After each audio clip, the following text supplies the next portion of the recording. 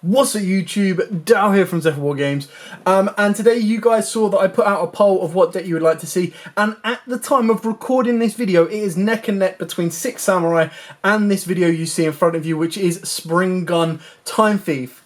So, Springan Time Thief was a concept sent in to me by Foggy Kurt, and basically I thought the idea was such a good idea that I would put my own spin on it, use the list that he's got and kind of adapt it as inspiration to bring you this particular video. I'll also at the end show you a small basic combo for the deck, just so you can kind of see how the deck operates together in order to utilise what each engine kind of shares. I'm also, thanks to your feedback, going to be presenting this video in a different kind of way. So if you do appreciate and like the way that the video is presented, taking a leaf out of course, Winter Kill's book, because creatively, I think his content is near on perfection, the way it comes across. So yeah. With all that out of the way, please smash that like button, hit that notification bell, and subscribe so you do not miss out on any more upcoming content from the channel. With all that out of the way, first off, we're going to start off by showing you the deck list, and then I'll go in depth of each and individual card. So, for the Springans, we've got triple Pedor, we've then got triple Rocky, triple Branga, double Saragus, and then we're playing triple of the Great Sea Sand, triple Springan Watch, and that is it for the Springans themselves. So for the Time Thieves, we play triple Time Thief Winder, triple Time Thief Regulator, one Kynocoder, one of the Beazle Ship, and then we've got the one Startup, the one Retrograde, and the one Flyback.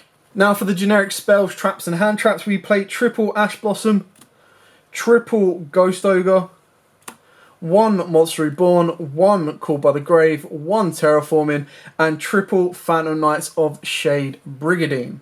For the extra deck, we play two Explorer, one Redoer, one Perpetua, one Gigant X, one Shukanine and Dryden, one Tornado Dragon, one Cowboy, one Dweller, and then the links come in if the one Unicorn, the one Phoenix, the one Masquerena, the one Amishima, and then it comes down to your personal preference of the Infinitrack Fortress Megaclops or your Borrelsword Dragon or your Zeus should you be playing it.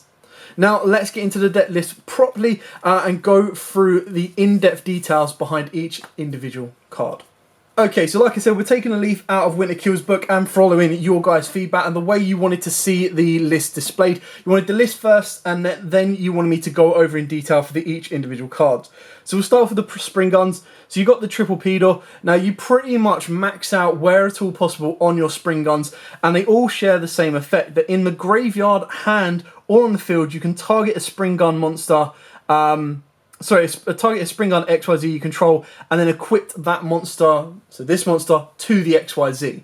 Now with Pedor's effect, what you can do is you can tribute this card, target one Springan monster in your graveyard, accept himself, and special summon it. So this is the only way that you're going to be able to special summon out your Captain Sargus, because otherwise you will be needing to use the Dogmatica engine, because what the Dogmatica engine allows you to do is it allows you to send the fusion monster from the extra deck to the graveyard and then trigger the effect in the end phase to special summon a Springan from the deck.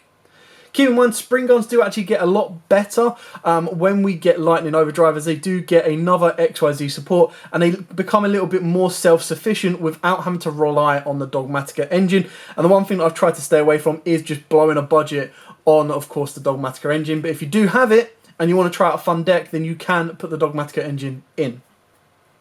We've then got, of course, triple Rocky. Now, these are the two level 4, so these are the only two that you're going to normal summon without tributing, basically. Again, it shares the same effect that in the hand, field, or graveyard, it can target one Springan XYZ monster you control and then attach this card to it as material. If this card is normal or special, you target one Great Sand Sea Golden Gorglander, or of course one Springan monster in your graveyard, accept itself and add it back to the hand. So it gives you recursion plays. We've then got triple Branga. Now the reason we've got a triple Branga is it actually has a better grave effect for general consistency than the captain, and I'll explain the captain when we get to him. But again, if this card is in the hand, field, or graveyard, target one Springan XYZ monster you control, attach this card to it as material. Now, you can only use these effects once per turn of all of the Springans. But the idea is, if you just open up a handful of Springans and you can get the XYZ, you can use them as discard fodder, and then they just attach to the XYZ from the grave, which is pretty beautiful. But what this card does have is, in the graveyard, you can banish this card on one Springan monster with a different name from this graveyard, and add one Springan card from your deck to your hand. Again, only use each effect once per turn. So it's very rare you're actually going to special summon this card onto the board. But its graveyard effect is really good because it does give you, again, consistent factors.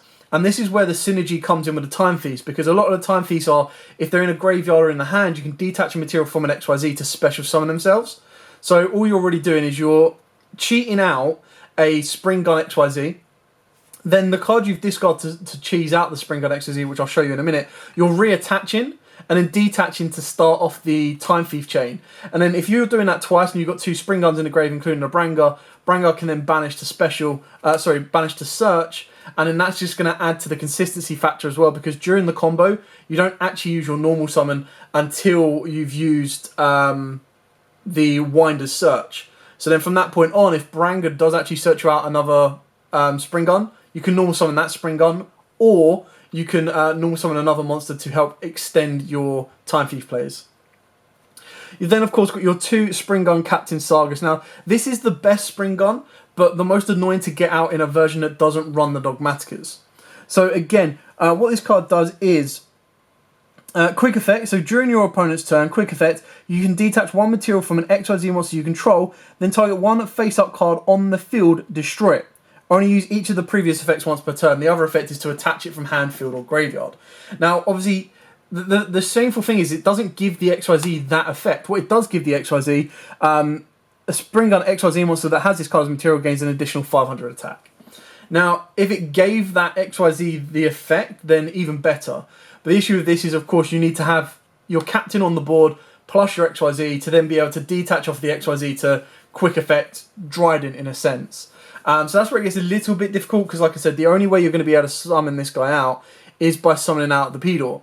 Pedor will then need to tribute summon to then bring him back. So it's more of a later game kind of play than anything else. But he's still a very good boss monster, and if you do play Dogmatica Engine, the idea is that through the Dogmatica Engine you can play Nadir. Nadir will send the Fusion Monster, the Springan Fusion Monster, and then during the end phase you'll special summon out your Sagas. So then your board will pretty much be an X-Blower with a material, plus your Captain Sagas that will be special summoned from the deck, which then gives the XYZ a quick effect disruption.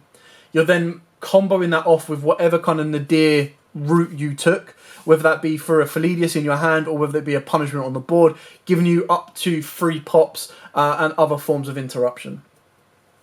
We then go for what is an insane field spell for this deck, and that is Great Sand Sea.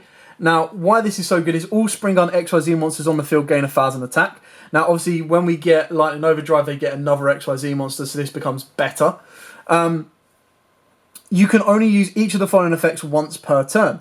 If you control no Springan XYZ monsters, you can discard one Springan card and special summon a Springan XYZ monster from your extra deck.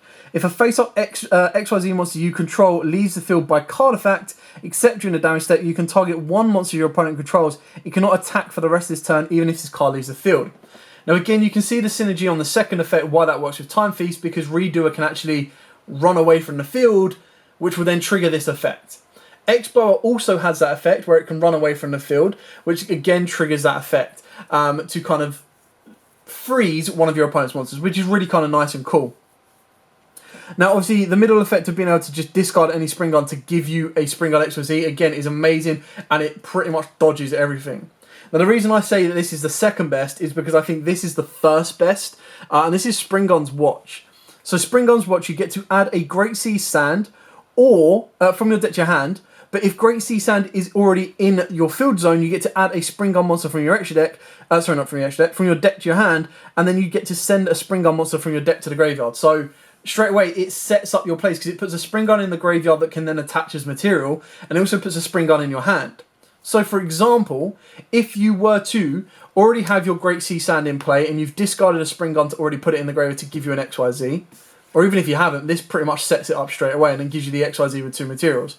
But let's say you've discarded to bring out your XYZ, your X-Blower. Then you activate this. This will then allow you to add, let's go for this one. You'll then be able to add a P-Door, and then you'll also be able to send a captain if you haven't already. And then what P-Door can do is normal summon P-Door, tribute this off, bring back the captain, and then you've got the XYZ and the captain already set up and ready to go. And then you've got at least 2 Springans in the graveyard that can attach to the XYZ, giving your captain a quick effect live on board. And that kind of scenario, with its predetermined setup, requires your normal summon for the P-Door, but then obviously at that point, if you don't, and you actually just want to go for this hard casting, and you just go, right, okay, I've got this in play, but I haven't got a Springan to discard, you activate the Springan Watch, gives you a Springan monster, puts a Springan in the graveyard, discard, summon out the XYZ, attach 2, and then you can also set yourself up with a Time Thief, Redo, or anything like that.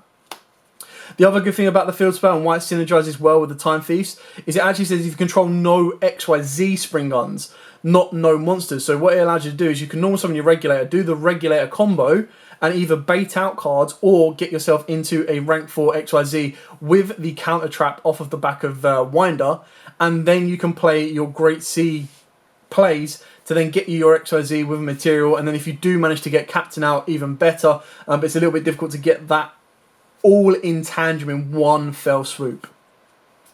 So that's it for the Springan engine in depth. Now onto the Time Thief engine. Now most of you should know what the Time Thieves are and what they do by now, but what I'm going to do here is I'm pretty much going to go over the ratios and why we have them the way we do. So we've got triple Time Thief Winder. This is probably the more consistent core card, but then of course Regulator is your core card to get everything going. So this card is, you can detach 1 material from an XYZ monster you control and special summon this card from the hand. So again, just by setting up your Springan plays, you're giving it material to then detach to then trigger the effects of the Time Thieves. Ideally Winder from hand, and then you've got your Beazle ship from the graveyard, giving you free level 4 and rank 4 material. If this card is normal or special, you get to add 1 Time Thief card from your deck to your hand except himself. And that is where you're then able to get into Time Thief Retrograde, Time Thief Flyback, and Time Thief Startup, as well as your other Time Thief cards for consistency. Now the one card that is amazing to open up, not so great later game, is of course your Regulator.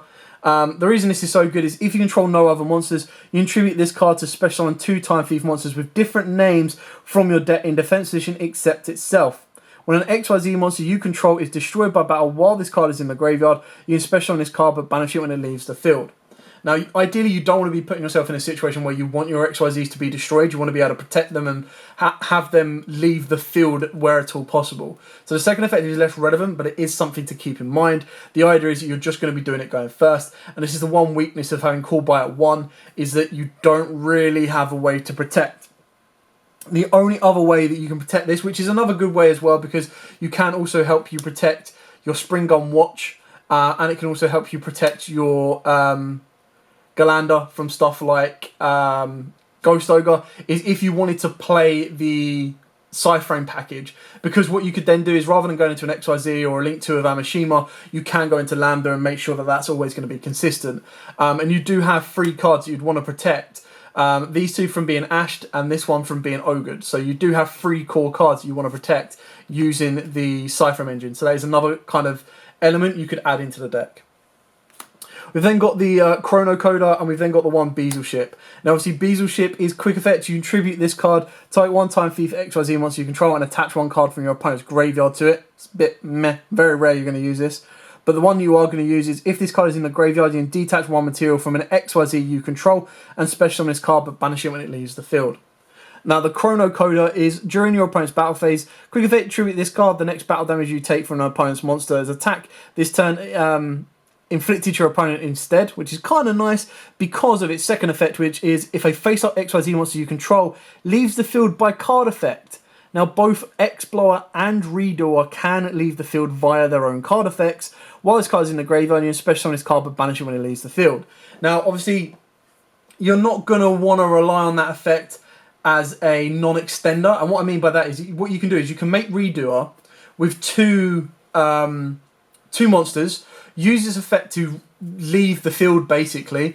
That can then trigger the Coda in the graveyard. Coda can then come back, and if you've got an extender, you can make another XYZ rank 4, because then during the standby phase, Redoer comes back and then will steal the top card of your opponent's deck.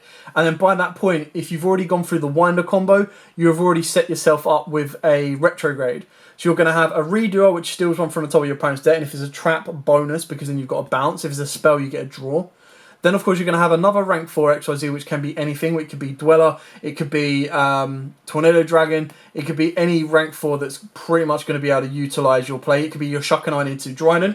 So then what you're ultimately doing is, if your Redoer gets lucky enough to rip a trap card, you've got Redoer with a bounce, you've got Retrograde with a spell or trap negate, you've got a Dryden with a quick play pop, and then with the Springans you have the ability, if you manage to get captain, or even if you don't, you've still got a nice 2600 defender or 2600 attacker that's going to be able to jump out in the battle phase because of the field spell, and then freeze one of your opponent's monsters. So it gives you a lot of consistent plays to work around with, and that's where the synergy between the two really work nicely.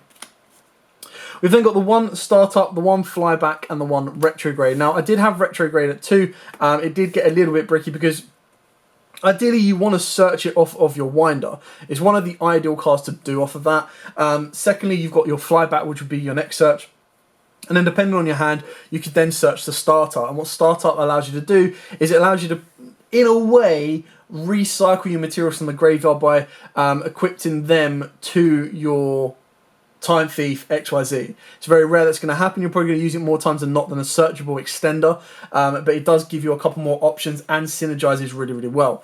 If you did want to take this out, I would probably put in a second retrograde, or you could even put in a second flyback. But again, with flyback, you're only going to want to be searching this if you've already got the retrograde, and then flyback is just going to give you a guarantee to either equip the startup to your Redoer, or it's going to equip the retrograde to your Redoer that then gives you a trap detached to bounce, or gives you a spell detached to draw. And that is why you've got a balance of hand traps and you've got a balance of extenders, just so you can kind of consistently make everything flow. Speaking of extenders, I'm not really going to go over the hand traps too much. We've got the triple ogre. This is just a personal touch of mine. I just think less people expect ogres, so sometimes they can actually get you more wins than not. And then triple ash blossom. Now, these can either be consistent cards in the form of prosperity or desires over extra, to be exact, purely because your extra is a bit flexible, but you want to kind of control what you banish. You don't play multiples of a lot of things, so that's where prosperity will probably be a little bit better in that kind of scenario. Ash Blossom is probably the best generic hand trap right now. Imperm you can put in, but we do play the Brigadine, so you've got to be careful with that, because that will shut off one of your extender plays, which is really important. And then, like I mentioned as well, if you don't have the Ash Blossoms, you can then replace it for the Gamma package, and that will then adapt the extra deck to put in the Lambda. So the hand traps are pretty straightforward on that one. And again, with the other backup spells, the Terraforming, you know, this is basically your 4th to 7th copy of the Golden Sea. And then you've got the Monster Reborn. This is another way of getting into your Captain, but it can also be a free extender. And then you've got your Call by the Grave to kind of protect your Redoer and all the other plays. But like I said, I think Gamma might be a more consistent option for you in this kind of scenario. And then finally, the last card we've got is, of course, the triple Phantom Knights of Shade Brigadine, purely because you're only playing 2 other traps in this deck. And what Brigadine does is, technically, it's a nice free extender that gives Redoer possibly what its best effect is, and that is the detached quick effect to bounce a card. So on top of that, it can also be used to extend to get into any of your other rank 4 cards from the extra deck. But what this does more times than not is purely you just go, okay, I've got this in my hand, I'm going to set this, I can then do the full combo. Now it does require 4 cards to do, but you then do the full combo that then allows you to get your X-Blower plus your Redoer plus your Omni Negate, and your Redoer is going to have a trap, and you'll have an extended monster as well. So you have another monster that you can then either choose to link with, or you can then choose to go into an IP play as well. So that is pretty much it for the main deck. Onto the extra deck. Most of this is going to be pretty straightforward and simple for the general gist of it, so I'll only go over the ones that are a little bit questionable, or kind of down to personal preference and touches. So Dweller, Lockout Graveyard, Cowboy Opportunity to Win in Time, and Tornado Dragon Back Row Hate. Straightforward and simple on those. The ones that are a little bit like, why? What are these actually doing? So you've got your Shukanine, your Dryden, and your Gigan X. Quite simply on this one, if you were to play Zeus as well, you could put more Zodiacs in. But this is just another quick rank 4 play that can then go chuck a knight into Trident, which just gives you a quick effect to detach and pop a card. Now also keep in mind that by the time you've made this is also going to have free materials. So you actually have the ability to just detach a material to revive back one of your Time Thief cards, Time Thief components, and you've still got the quick effect of Dryden. You're not going to use this as an attack target because he's going to have 0 attack, which is why Zeus then becomes an important part, because once Dryden's used up all his abilities, you can then just go Zeus on top and probably leave Zeus with a 1 board wipe. But if you're not going to be doing that way, it's just a nice rank 4 quick effect target pop card. So that's why I got that. The Gigan X is going to be quite specific to make, and what I mean by that is some of your Time Thieves are actually machines, which is perfectly fine, but all of your rockets are machines. So now 9 out of 10 you're always going to go for winder. So then the only time you're going to make Gigan X is if you go for your regulator as your other not other extender, sorry, your Cairo Coda as your extender, or of course your Bezel ship. And then by doing that, what that means is that your rocket spring gun would need to be on the board. So then what you do is you overlay those, detach those, that will then get you into your Pedor, and then your Pedor is then going to be able to next turn normal summon tribute and stuff. So it's just a consistency card. It's nothing there too major, and it is a card you could quite easily go, alright, I don't really want to play it. I'm not going to go that much in depth. I can cut it out quite easily. Moving on to the other XYZs, of course, you got the one Perpetua and the one Redoer, all quite straightforward and simple on this one. The Perpetua just allows you to kind of maintain some of your resources a little bit more, but could easily be a second Redoer should you wish. You're probably going to burn through the Redoers quite consistently, but the idea is that you'll kind of want to dodge, freeze one of your opponent's monsters, bring it back, dodge, freeze, bring it back, poke with damage, bring it back. You kind of get the gist. And then we've got the 2 X-Blows. Now, I don't actually own copies of X-Blows yet. I've just ordered them. They were like £2.50 each, so amazing bargain on that one. But you're never actually ever going to hardcast this. Right now, you're not anyway. It's 2 level 8s. You're a rank 4 spam deck, so you're only ever going to cheese this out. Now, what this has is, very specifically, you can choose one of your opponent's monster zones and or spell and trap zones. Detach any number of materials from this card, and if you do, destroy the same number of cards your opponent controls in that chosen zone and its adjacent monster zones and or spell and trap zones. During your opponent's main phase or battle phase, quick effect, you can banish this card until the end phase. So that's where it can run away and then come back. So if they try to target it to destroy it, it can run away and come back. Its first effect isn't a quick effect, so you've got to keep that in mind. And what that means is, if you were, and I'm just going to, so this is a monster zone up here. So if you were to target this monster zone here, and you only detach 1 material, that's the only thing you destroy. But if you were to detach 4 materials, you could then technically go target this monster zone here, you can destroy this monster zone here, this monster zone here, and this spell and trap zone here, I believe, if I've understood it correctly. But it's still a very nice 2500 defender, 2600 attack with the field spell, and it's just a free XYZ to be cheesed out. When we get the new XYZ in Lightning Overdrive, it will change. You'll probably put 1-on-1, or you can bump up and be a little bit more consistent on your spring guns themselves. Now onto the Link monsters. Now we'll go over the question, like the if or.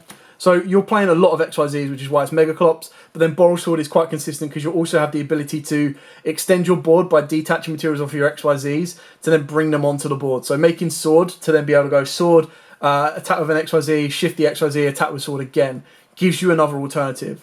Now Zeus would be your boss monster if you have that, but you could also play Zeus alongside one of these two. I think I'm probably going to consistently make Sword more than I am the Megaclops, which is why I would go more towards Sword than Megaclops.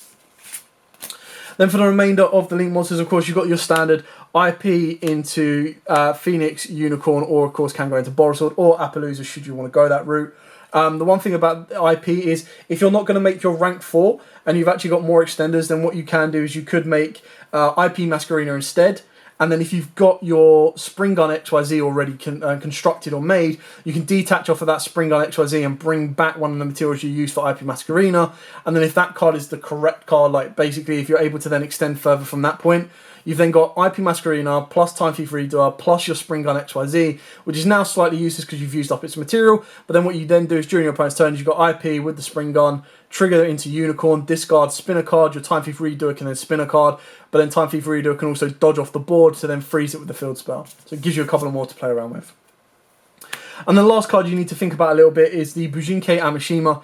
What's really good about this is it does give you that ability of using a monster from the hand, so a nice little extender, and one from the graveyard to get you an XYZ. And then it also gives you that ability to kind of disrupt back row, because if an XYZ monster you control would detach a material to activate its effect, you can pop back row as well. But the other thing with the Amishima as well is... the one thing with the Amishima as well is what you're using to make it could be the materials that you're going to like make anyway. So what I'm trying to say is, if you've got 2 level 4s on the board... Let's go with these 2. If you've got these 2 on the board, for you to then make the Amishima, you're then just going to... All you're plussing is you're plussing Amishima and then an XYZ here. But if you were to just go to the XYZ here, then there's no need for Amishima, which is where it's like a questionable area, that it's only really there for an additional 1500 bonus and back row hate. If you don't need to pop the back row, if your opponent's not playing back row, if you don't need to get that additional 1500 on the board, because he can't be used as link material, he's pretty much going to be useless for you after that point. You're not going to be able to do a lot with him. So he's just there to instigate as an additional 1500 body. If it could be used as link material for the next turn, then you'd be in a pretty decent state. So that was it for the extra deck as well. Now I'm going to zoom out and show you a pretty basic kind of combo, just so you can see the premise of how these 2 decks intertwine with each other. Okay, so the premise is very, very simple. Now, obviously, it gets a little bit better depending on the other cards you have in your hand and how much further you can go with your extensions and everything like that. So keep that in mind.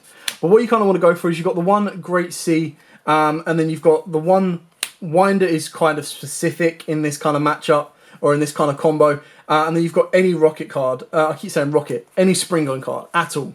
Monster at least. Now, obviously, this changes.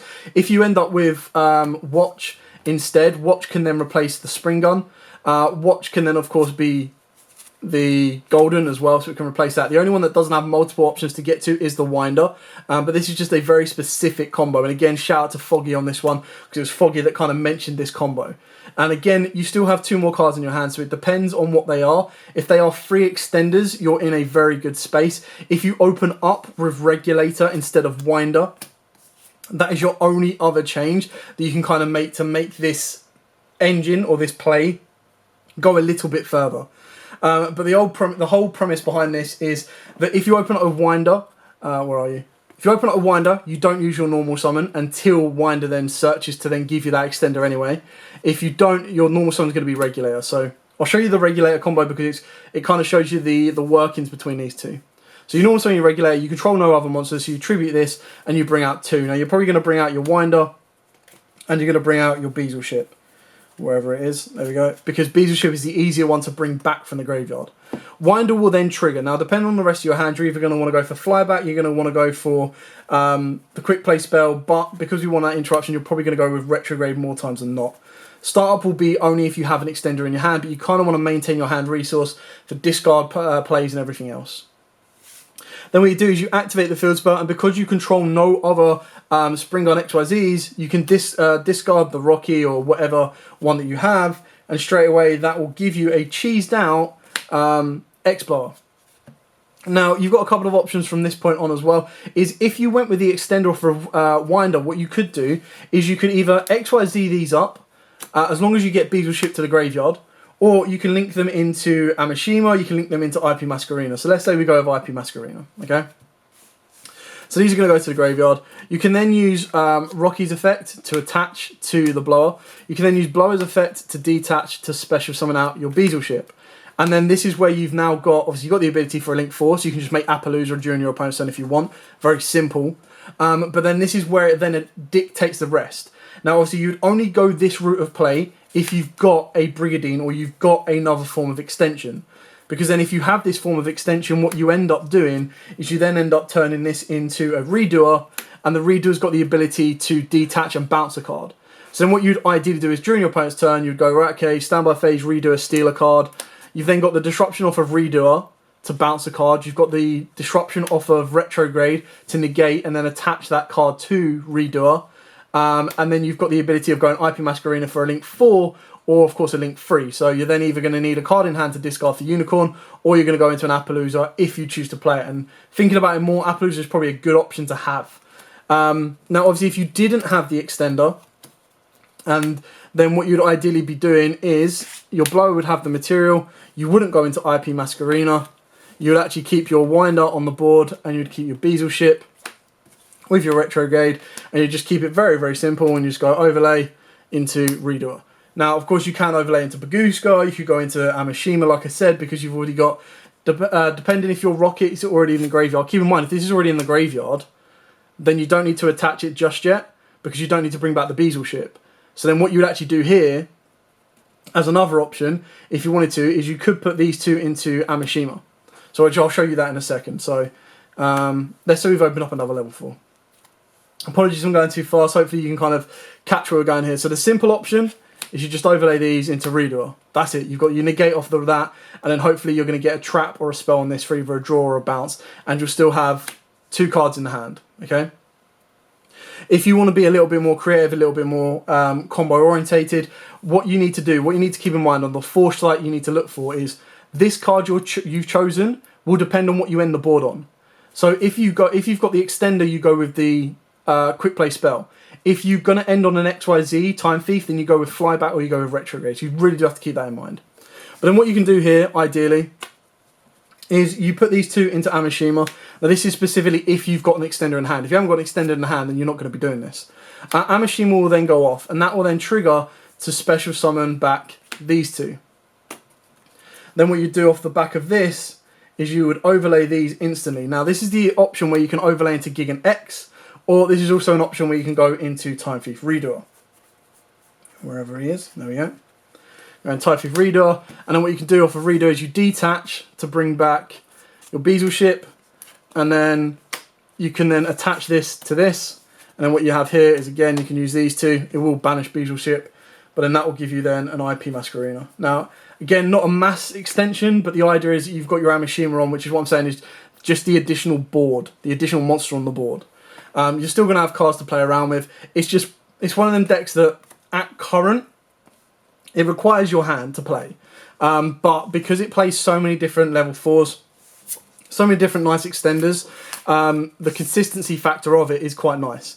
Now, at current, it is just a fun deck. I've tried to keep this budget for you guys as well, which is why there isn't Pot of Prosperity. It's why there isn't Zeus in there. But if you don't have a budget restriction, by all means, put them in there, and you'll make the deck a little bit more competitive, a little bit more powerful, and increase the ceiling of it. But I hope you like this way. I know this is a lot more in-depth video than previously, but I hope you like this type of video. If you do, please smash that like button, hit that notification bell, and subscribe. I will try and lay the video out as well. So you've got the deck list at the start, you've then got the in-depth breakdown of each individual engine, and then of course you'll have the combo talk at the end. And the talk at the end is more so not just saying here is the combo for it. It is here's the combo, but here are a couple of options, here's what it does, this is where the synergy happens, and just explaining the deck a little bit more detail so that you can kind of watch this video as a whole, and then you're able to build it and play the deck rather than build it and then have to try and figure out why it plays the way it does at the end. But for now, as absolutely always, guys, please smash that like button, hit that notification bell, subscribe, show your appreciation and support towards the channel. But as absolutely always, more important than not, stay safe and happy dueling.